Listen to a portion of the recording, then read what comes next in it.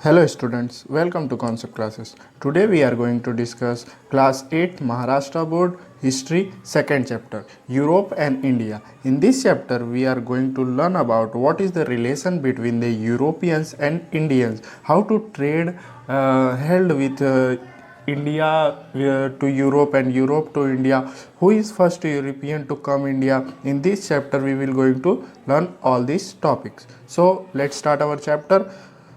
During the modern period, the various happening in Europe had its impact on the India. Therefore, while studying the period of modern India history, we have to study the event happening in Europe during this period. So क्या बोल रहा है कि जब modern period चालू हुआ तो बहुत कुछ यूरोप में हुआ और उस सब का इम्पैक्ट पड़ा, प्रभाव पड़ा किसके ऊपर? इंडिया के ऊपर. There for while studying the period of modern India history, so हम लोग जब मॉडर्न इंडिया की हिस्ट्री के बारे में पढ़ते हैं तो हमें यूरोप की हिस्ट्री के बारे में पढ़ना बहुत ज़रूरी कि उस टाइम पर यूरोप की हिस्ट्री में क्या हो रहा था.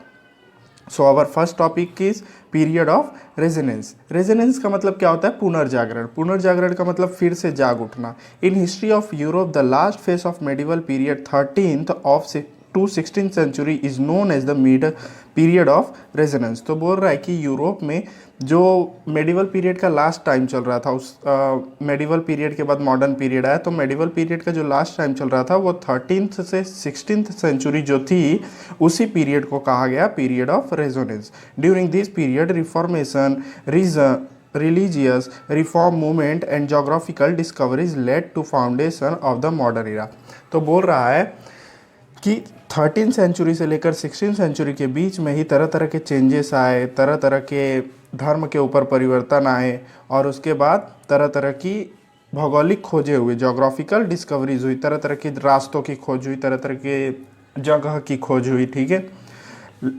Hence, this period is also known as the age of resonance. इसीलिए इसी पीरियड को कहा गया एज ऑफ रेजोनेंस. ओके.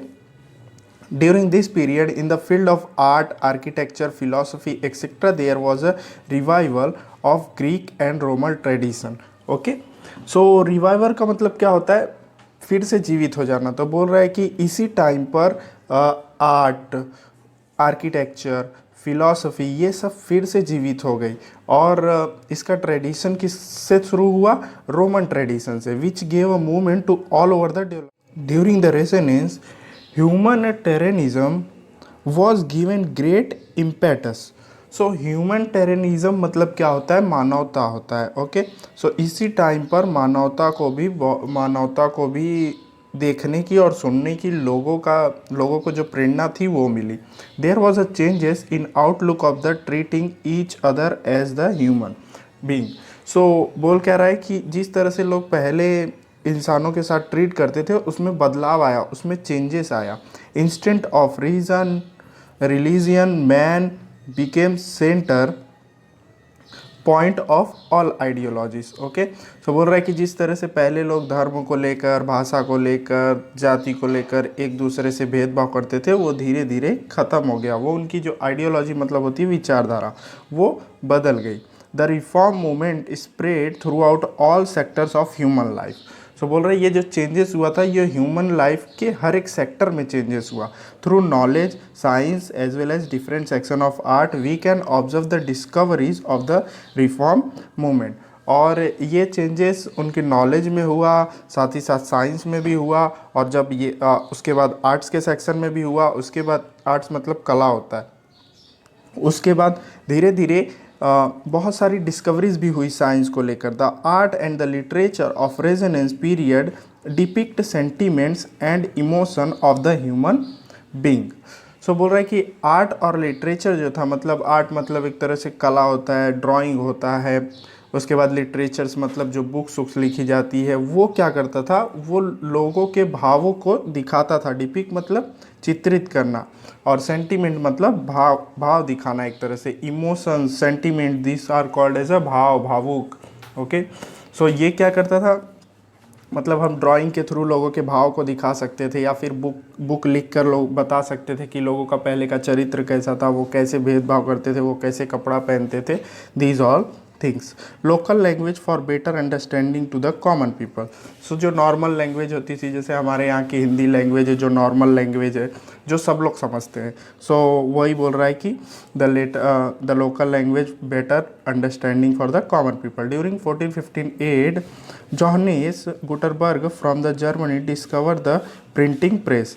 तो 1458 में एक मैन थे जिनका नाम था जोहास गुटरबर्ग। उन्होंने क्या किया, जर्मनी में प्रिंटिंग प्रेस की स्थापना की, ओके, इस्टेब्लिशमेंट किया। Due to this discovery new idea, concept and knowledge reach to all the section of society. और इनकी डिस्कवरी की वजह से सोसाइटी में एक नई आइडिया, नया कॉन्सेप्ट, सब कुछ नया फैल गया। पहले क्या होता था, लोगों के पास जो लिटरेचर्स आते थे, जो बुक्स आते थे, जो न्यूज़पेपर्स आते थे, वो सब कैसे आते थे, हाथों से लिखे हुए आते थे। लेकिन अब क्या होने लगा, बुक प्रिंट होकर आने लगा, न्यूज़पेपर्स प्रिंट होकर आने लगे। तो ये एक नई आइडिया और एक नया कॉन्सेप्ट लाया गुटरबर्ग ने। Religious reform movement. The independence intellectual attacked the old religious ideology of a Roman Catholic Church. The Catholic priest मतलब पुजारी होता है, the Christian priest were taking advantage of the ignorance of the people and were indulged in unnecessary rituals. सो बोल क्या रहा है कि एक रिलीजियस रिफॉर्म चेंजेस आया, मतलब धार्मिक बदलाव आया। एक धार्मिक बदलाव कैसे आया कि पहले के जो चर्च के लोग होते थे, जो चर्च के पुजारी होते थे, वो लोगों को गलत गलत बातें बताते थे कि आप ऐसा कीजिए तो आपका ऐसा होगा, आप बाकी के जितने धर्म के लोग हैं उनको इग्नोर कीजिए, उनसे दूरी बनाइए, उनसे भेदभाव कीजिए, तभी हमारा धर्म ऊपर जा सकता है। तो ऐसे ऐसे वो पुजारी लोग लोगों को बोलते थे। तो एक गलत भावना फैल रही थी लोगों के अंदर और एक गलत शिक्षा दे रहे थे वहाँ के पुजारी लोगों को। The movement has begin against is known as the religious reform movement. So ये जो movement they looted the people in the name of religious. और ये पुजारी लोग जो थे वो क्या करते थे, धर्म के नाम पर लोगों को लूटते थे। आप इतना पैसा दे दीजिए आपका ये हो जाएगा, आप इतना अनाज दे दीजिए आपका ये हो जाएगा, इस तरह से। It is no the movement had begin against it is known as the religious reform movement. तो इनके जो पुजारी थे, जो क्रिश्चियन चर्च के पुजारी थे, जैसे जिसको फादर बोला जाता है, उनके अगेंस्ट जो मूवमेंट स्टार्ट हुआ, उस मूवमेंट को कहा गया रिलीजियस रिफॉर्म मूवमेंट। कि अब हम लोग आपकी बातें नहीं मानेंगे, आप हमें, लोगों को ये पता चल गया कि ये गलत शिक्षा देते हैं, साथ ही साथ ये हमें लूटते हैं। तो लोगों ने उनके अगेंस्ट जो मूवमेंट स्टार्ट किया, उस मूवमेंट को कहा गया religious reform movement. Due to this movement human freedom and rationalism gains more important. और इस मूवमेंट के कारण ह्यूमंस को फ्रीडम मिला, साथ ही साथ जो जातिवाद था वो पूरी तरह से ख़त्म हो गया। सो इस मूवमेंट की वजह से लोगों को ये इम्पोर्टेंस मिला कि लोग इंसान बन गए। नहीं तो पहले एक दूसरे से लड़ाई झगड़ा करना, मार पीट करना, ईर्ष्या बैर नफरत रखना, भेदभाव करना, डिस्क्रिमिनेशन करना, ये सारी चीज़ें चलती थी। क्योंकि जो धर्म गुरु थे वो लोगों को अलग अलग शिक्षा दिया करते थे, गलत शिक्षा दिया करते थे, जिसकी वजह से लोगों की विचारधारा, आइडियोलॉजी जो थी वो चेंज हो गई। लेकिन जैसे जैसे समय चेंज हुआ, उन्हें जब ये पता चलने लगा कि हाँ, ये जो पुजारी है, ये जो प्रीस्ट है, ये हमें गलत शिक्षा दे रहे हैं, ये हमें लूट रहे हैं, तो उन्होंने क्या किया, मूवमेंट स्टार्ट किया और इनकी जो धारणा थी, इनकी जो भावना थी, वो पूरी तरह से ख़त्म कर दी। Now our next topic is a geographical discovery. So before starting geographical discovery, we will discuss the Leonardo da Vinci. So he is a very great person. He is recognized as an all-round personality of the period of Renaissance. So बोल रहा है कि resonance के period में इनका बहुत बड़ा योगदान था। देखिए कैसे, he was well versed in different branches of science and arts. मतलब ये वेल वर्स्ड मतलब होता है सर्वगुण संपन्न, मतलब ये आर्ट्स और फिलॉसफी के साइंस और आर्ट्स की फील्ड में इनको पूरी महारत हासिल थी। इन्हें सब कुछ आता था, ऐसा कुछ नहीं था जो इन्हें ना आता हो। He had mastery over various subject such as a sculpture. Okay, इन्होंने स्कल्पचर की फील्ड में, ड्राइंग की फील्ड में, मतलब इन्होंने मास्टरी की थी। अब देखो कौन कौन सी फील्ड में, स्कल्पचर के फील्ड में, आर्किटेक्चर के फील्ड में, मैथमेटिक्स की फील्ड में, इंजीनियरिंग के फील्ड में, म्यूज़िक के फील्ड में, एस्ट्रोनॉमी के फील्ड में, एक्सेट्रा, और भी बहुत सारी चीज़ों में इन्हें महारत हासिल थी। But he became world renowned as a painter. लेकिन ये वर्ल्ड रिनोवेटेड का मतलब होता है विख्यात होना, रिनोवेटेड मतलब विख्यात होना, ओके। मतलब इन्होंने लेकिन पूरे विश्व ने इनको किससे जाना, पेंटर से, कि ये बहुत बड़े पेंटर थे। लेकिन इनको sculpture, architecture, mathematics, engineering, music, astronomy सबका ज्ञान था। लेकिन द फेमस पेंटिंग मोनालिसा, जो मोनालिसा की फेमस पेंटिंग थी वो इन्होंने ही बनाई थी। अब मोनालिसा की पेंटिंग आपने देखी नहीं होगी, लेकिन देखिए मैं स्क्रीन पे डिस्प्ले कर देता हूँ। स्क्रीन पे डिस्प्ले हो रही होगी, ये मोनालिसा की पेंटिंग है। और इसी पेंटिंग को इन्होंने बनाया था। ये कोई एक्चुअल लड़की नहीं थी, इन्होंने अपने दिमाग में इसको सोचा था और इन्होंने क्या किया था, उसका ड्राइंग बनाया था और बाद में उसको नाम दिया था Mona Lisa, okay. His painting of Mona Lisa and the last supper became immortal. Immortal का मतलब क्या होता है, प्रसिद्ध होना, फेमस होना, विख्यात होना। तो इनकी दो पेंटिंग बहुत फेमस है, एक का नाम है मोनालिसा और दूसरे का द लास्ट सुपर। सो देखिए आपके स्क्रीन पर दोनों पेंटिंग डिस्प्ले हो रही होगी, मोनालिसा की भी और द लास्ट सुपर बिकम इम्पोर्टल की, सॉरी द लास्ट सुपर की, ओके। सो यहाँ पर दो पेंटिंग की वजह से ये बहुत फेमस हुए थे और ये पूरे वर्ल्ड में जो फेमस हुए थे वो एज अ पेंटर फेमस हुए थे। लेकिन इनको बहुत सारी चीज़ों का ज्ञान था, जैसे स्कल्पचर का, आर्किटेक्चर का, मैथमेटिक्स का, इंजीनियरिंग का, म्यूजिक का, एस्ट्रोनॉमी का। तो एक तरह से देखा जाए तो इनको सब कुछ आता था, ऐसा कुछ नहीं था जो ये इन्हें नहीं आता था। अब जिसे साइंस आता है, मैथ्स आता है, तो बचा ही क्या, साइंस और मैथ्स के अंदर ही सब कुछ होता है, ठीक है। तो इन्हें सारी चीज़ों का नॉलेज था, जिनका नाम था Leonardo da Vinci.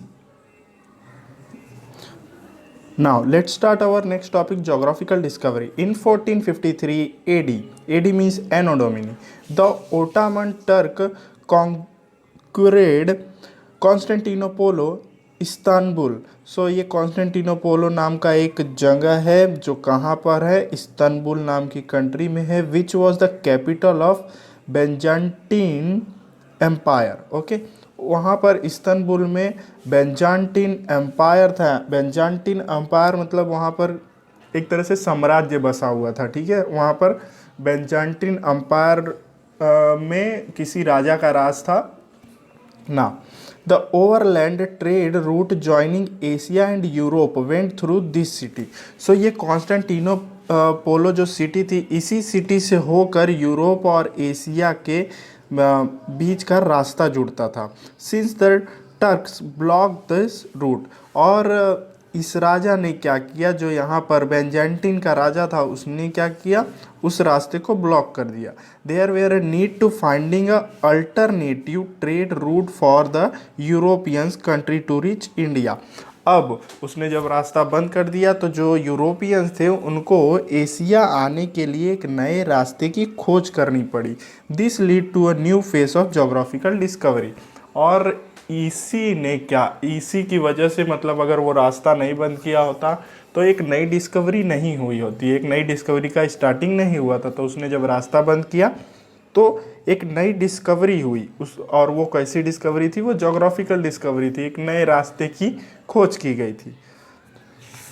So let us know geographical discovery. During the 15th century, European sailor went to expedition to discover sea route to India, ठीक है। सो 15th सेंचुरी में एक यूरोपियन सेलर्स था, सेलर्स मतलब बोल सकते हैं नाविक, उसने ये सोचा कि चलो अब हम लोग इंडिया जाने का एक नया रास्ता ढूंढते हैं। इन 1487 AD बार्टोलोम्यू डायस अ पुर्तगीज सेलर, सो एक पुर्तगाल का सेलर था जिसका नाम था बार्थोलोम्यू डायस, उसने 1487 में स्टार्ट किया क्या करना, इंडिया आने का एक नया रास्ता ढूंढना, ठीक है। Began his expedition in search of India but reach the tip of African continent which we now known as a Cape of Good Hope. So बोल क्या रहा है कि उसने 1487 में स्टार्ट तो किया, बट वो इंडिया का सर्च भी स्टार्ट कर दिया, लेकिन वो कहाँ तक पहुँच पाया। यहाँ पर एक्सपीडिशन का मतलब होता है अभियान, एक तरह से बोलते हैं ना कि हम लोग ने एक स्टार्टिंग किया, ठीक है, कि अपना एम बनाया, अपना अभियान बनाया कि हमें ये करना है। तो वैसी तरह से उसने भी एक्सपेक्टेशन किया कि मुझे इंडिया की खोज करना है, और वो अफ्रीका कॉन्टिनेंट के टिप पर पहुंचा, मतलब लास्ट पॉइंट पर पहुंचा, और उस पॉइंट का नाम था केप ऑफ गुड होप। देखिए आपके स्क्रीन पर वो मैप में डिस्प्ले हो रहा होगा, ठीक है, वहीं तक पहुंचा वो, उसके आगे वो नहीं जा पाया। In 1492 AD Christopher Columbus set on his journey to India by sailing towards west. उसके बाद 1492 में क्रिस्टोफर कोलंबस निकले और उन्होंने क्या किया, वेस्ट की तरफ अपने कदम बढ़ाए और वेस्ट की तरफ इंडिया की खोज में निकल गए, but reached on the eastern coast of the continent of America. और ये अमेरिका कॉन्टिनेंट के ईस्टर्न कोस्ट पर पहुंच गए, इसीलिए तो बोला जाता है कि क्रिस्टोफर कोलंबस ने अमेरिका की खोज की थी। Okay, now next 1498 AD Portuguese seller Vasco डा gamma managed to sail past the Cape of Good Hope and reach the Indian coast in Calicut।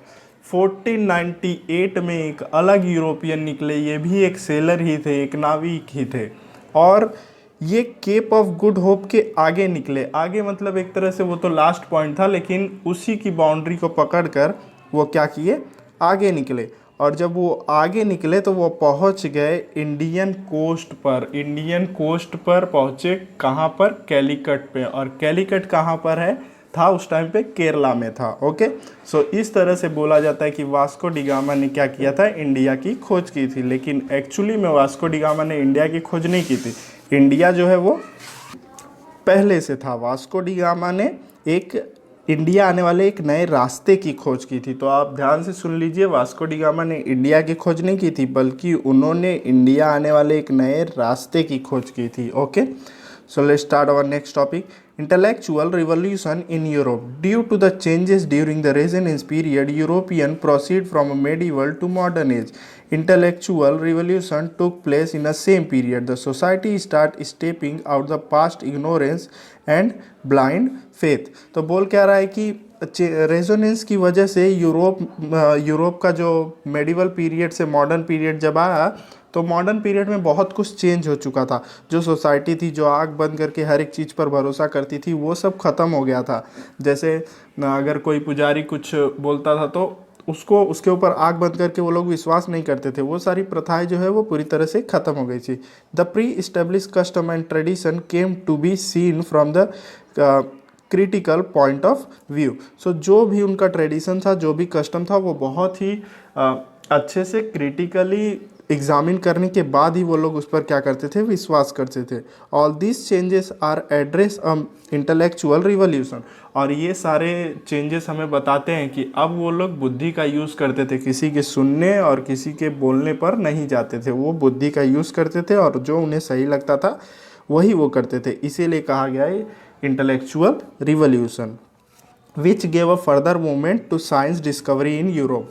और ये इंटेलेक्चुअल मूवमेंट की वजह से ही साइंस डिस्कवरी भी स्टार्ट हो गई कि भाई जो हमें प्रूफ करके दिखाएगा वही हम मानेंगे। ठीक है, सो इस तरह से साइंस में देखिए, आप कुछ भी पढ़ते हैं तो उसका जब तक आपको प्रूफ नहीं होता तब तक वो साइंस में ऐड नहीं किया जा सकता। ठीक है, साइंस सिर्फ बोलने से नहीं चलता, बल्कि एक प्रॉपर प्रूफ होता है, उसकी वजह से साइंस जो है चलता है। अब हिस्ट्री में बहुत सारी चीज़ें ऐसी हैं जो लोगों ने क्या किया है, सिर्फ बोल दिया, इमेजिन करके बोल दिया और लोगों को ऐसा लगा कि हाँ भाई ये सही है, ये हो सकता है। इसकी वजह से हिस्ट्री में ये सारी चीज़ें आती हैं। लेकिन साइंस में ऐसा नहीं होता। साइंस में जब तक आप डिस्कवर करके प्रूफ करके नहीं दिखाएंगे तब तक साइंस में वो चीज़ें नहीं मानी जाती। जैसे अभी आप 5th स्टैंडर्ड की हिस्ट्री पढ़ेंगे तो 5th स्टैंडर्ड की हिस्ट्री जो है वो पूरी तरह से इमेजिनेशन है। वो कहीं पर भी मिला नहीं है कि इंसान कैसे आया, इंसान कैसे बना, वो अपनी सोसाइटी कैसे बनाया, वो क्या क्या करता था, वो कैसे शिकार करता था, ये कहीं पर नहीं लिखा है। चार्ल्स डार्विन का ये एक इमेजिनेशन था और चार्ल्स डार्विन ने क्या किया, लोगों को जब ये सारी चीज़ें बताई तो उन्हें लगा कि हाँ इनका जो कहना है वो कुछ हद तक सही है, और लोगों ने क्या कर लिया, वो मान लिया कि चार्ल्स डार्विन जो है वो एक तरह से सही बोल रहे हैं। उसी तरह से अब देखिए, आप साइंस में पढ़ते हैं कि जो इंसान की उत्पत्ति है वो प्रोटोजोआ से हुई है, और हिस्ट्री में पढ़ते हैं कि इंसान की उत्पत्ति जो है वो बंदर से हुई है। सो हम किसे सच माने? तो आज तक ये नहीं प्रूफ हो पाया है कि इंसान धरती पर या अर्थ पर आया कहाँ से है। Okay, so next topic is a revolution in a political sphere. In the earlier stage of the beginning of modern period in Europe, many political changes took place. जैसे जैसे अब सभी चेंजेस हो रहे थे, हर एक चीज़ में चेंजेस हो रहा था यूरोप में, उसी तरह से यूरोप में जब मॉडर्न पीरियड आया तो वहाँ की पॉलिटिक्स में भी चेंजेस हुआ। Due to the various revolution event during 18th as well as 19th century, this period is known as the age of revolution. So बोल रहा है कि जो भी 18th और 19th सेंचुरी में रिवोल्यूशन हुआ, मूवमेंट हुआ, उन सारे रिवोल्यूशन और मूवमेंट को कहा गया, उस टाइम को कहा गया एज ऑफ रिवोल्यूशन। रिवोल्यूशन का मतलब पता होगा आपको, क्रांति। During this period there was development of parliament democracy in England.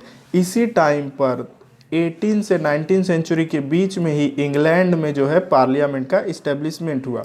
There was a changes in the form of cabinet system, और जो उनका कैबिनेट सिस्टम था उसमें भी चेंजेस हुआ। कैबिनेट सिस्टम में इन द सेंस ऑफ जैसे हमारे मेंबर ऑफ पार्लियामेंट होते हैं, मेंबर ऑफ लेजिस्लेटिव असेंबली होते हैं, सो उसमें उन लोगों ने क्या किया, चेंजेस किया। There was a changes in the form of cabinet system. The bill of rights 1689 led limitation of the power of the king. So इन लोग ने पार्लियामेंट में एक बिल पास किया 1689 में, जिसमें बताया कि जो स्टेट, जो जगह पे राजा का राज होगा वहाँ पर उनका कुछ हद तक क्या होगा, पावर होगा। पूरा का पूरा पावर उनके हाथ में नहीं होगा, बाकी का जो भी पावर है वो किसके हाथ में होगा, गवर्नमेंट के हाथ में होगा। The sovereignty of the parliament was establish. ठीक है, इस तरह से पार्लियामेंट की संप्रभुता इस्टेब्लिश हो गई, एक तरह से पार्लियामेंट का स्टार्टिंग हो गया। क्योंकि पहले क्या होता था, जगह जगह को जीत जीत कर राजा क्या करते थे, उसके ऊपर राज करते थे। तो अब जो है बताया गया कि एक कंट्री को सिर्फ एक जन चलाएंगे। जैसे अमेरिका में क्या होता है कि एक प्रेसिडेंट होता है, ठीक है, सो वो हेड होता है पूरी कंट्री का, तो वो चलाएगा। अभी बोला जाएगा कि कहीं पर किसी राजा का राज है किसी एरिया में, सो उसको कुछ हद तक पावर रहेगा। ठीक है, जैसे अभी आप दिल्ली को ले लीजिए, सो दिल्ली यूनियन टेरिटरी है, लेकिन वहाँ पर चीफ मिनिस्टर भी है। तो चीफ मिनिस्टर के पास पूरे पावर नहीं होते, जैसे electricity, water supply, these powers have chief minister, but others power like CBSE board, exam decisions and any others powers, these all powers have central government। Okay, so देखिए अभी जैसे अभी आपने न्यूज़ पढ़ा होगा, जो कोरोना की वजह से क्या हो रहा है कि एग्ज़ाम्स बार बार पोस्टपोन हो रहे हैं, तो अरविंद केजरीवाल ने अपील की थी कि CBSE के बोर्ड को कैंसिल किया, CBSE बोर्ड के एग्ज़ाम को कैंसिल किया जाए। तो उन्होंने अपील क्यों की? अगर उनके हाथ में वो पावर होता तो वो क्या करते, खुद ही कैंसिल कर देते। लेकिन उन जो एग्ज़ाम्स के, जो एजुकेशंस के पावर है, वो सारे किसके हाथ में है, सेंट्रल गवर्नमेंट के हाथ में। तो इसी तरह से वहाँ पर हो रहा था कि कुछ पावर स्टेट के हाथ में, मतलब जो राजा होता था जहाँ पर राज कर रहा है उसके हाथ में होते थे, और कुछ पावर जो है वो पार्लियामेंट, एक तरह से गवर्नमेंट के हाथ में होते थे, जो वहाँ पर गवर्नमेंट चला रहा था, जो वहाँ पर प्रेसिडेंट होता था, जो वहाँ पर प्राइम मिनिस्टर होता था, उसके हाथ में होते थे। तो इस तरह से तो राजाओं के पावर को क्या किया गया, लिमिटेड कर दिया गया, सारा पावर राजा के हाथ में नहीं था। Now America war of independence, देखो अमेरिका भी गुलाम रह चुका है, अमेरिका भी इंग्लैंड का गुलाम रह चुका है। तो अब उसको देखो आज़ादी कैसे मिली। With the background of revolution development in Europe, it is equally important to think about the America War of Independence। So, Europe में ये जो सारी चीज़ें हो रहे थे, जो रिवॉल्यूशन हो रहे थे, तो अमेरिकन्स ने सोचा अगर ये लोग कर सकते हैं तो हम लोग क्यों नहीं कर सकते, हम लोग क्यों ये लोग के गुलाम बन के हैं। सो अमेरिकन के अंदर भी क्या हुआ, एक तरह से भावना जागी कि हमें भी आगे लड़ना चाहिए हमारी आज़ादी के लिए। With the discovery of America, the European country turned their attention towards this continent। तो अब आपने यहाँ पर पढ़ा कि क्रिस्टोफर कोलंबस ने अमेरिका को ढूंढ लिया था, तो यूरोपियंस का पूरा अटेंशन जो है वो कहाँ पर पड़ गया, अमेरिका कॉन्टिनेंट पर पड़ गया। तो यूरोपियंस भी हेल्प करने आ गए अमेरिका की। The imperialist European country took a control of a different regions of the America and established their colonies. अब क्या हुआ कि कुछ यूरोपियंस जो है एक तरह से वो भी कब्जा करने के प्रेरणा से एक तरह से बोलते हैं ना कि अब हम भी कब्जा करेंगे, क्योंकि यहाँ पर इंग्लैंड के लोग क्या करे हैं, किए हैं, कॉलोनी बसा कर हैं, तो हम भी कॉलोनी बसा कर रहेंगे. तो the imperialist Europeans country to control the different regions of America. वो लोग ने कुछ कुछ रीजन्स पर क्या करने लगे, कंट्रोल लेने लगे. England establish 13 colonies on the eastern coast of America. England पहले से ही यहाँ पर अपनी 13 कॉलोनीज बसाकर था अमेरिका में. Initially, England has a nominal dominant over a base of the colony, but lateral English Parliament lead oppressive restriction and tax on these American colonies. So America English parliament में एक rule पास हुआ कि अब जो है America से ज़्यादा tax लिया जाएगा.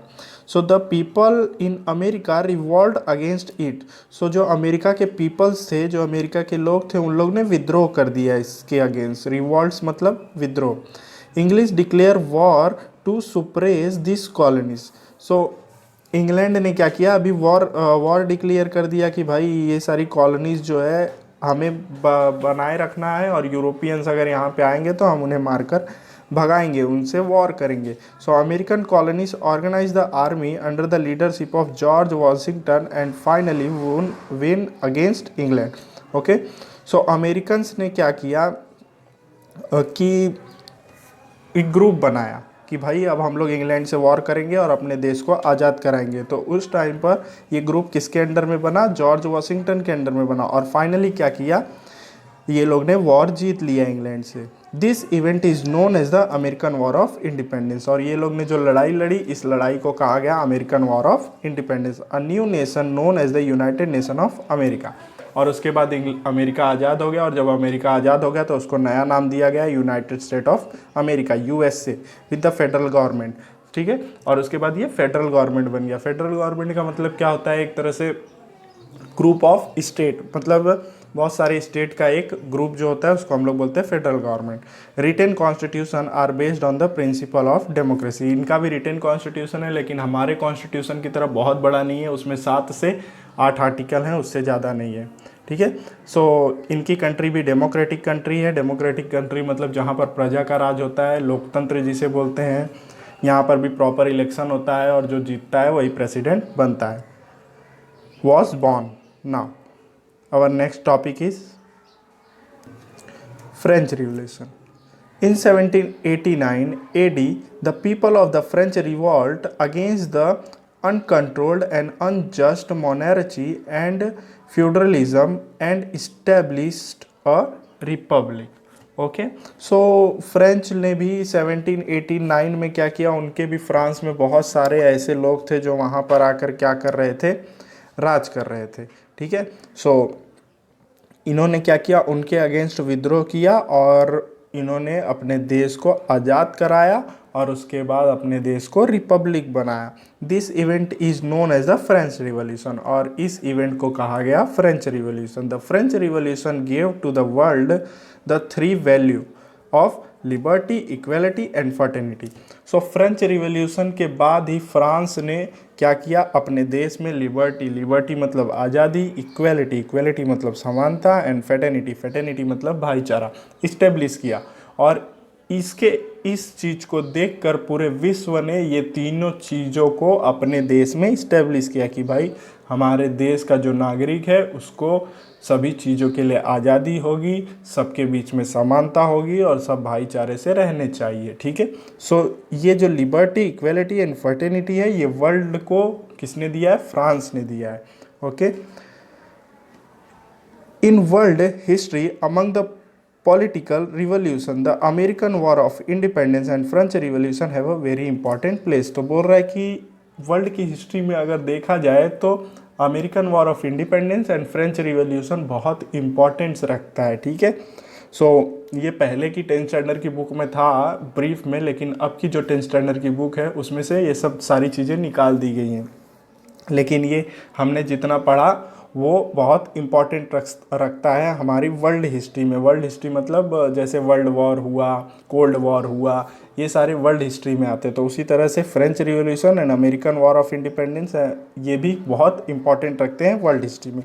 सो यहाँ पे हमारा हिस्ट्री का सेकेंड चैप्टर का पार्ट 1 कंप्लीट होता है। बाकी के जो नेक्स्ट टॉपिक है उसे हम लोग पार्ट 2 में देखेंगे। अगर आपको वीडियो पसंद आया तो वीडियो को लाइक कीजिए, शेयर कीजिए एंड सब्सक्राइब कीजिए। Thanks for watching.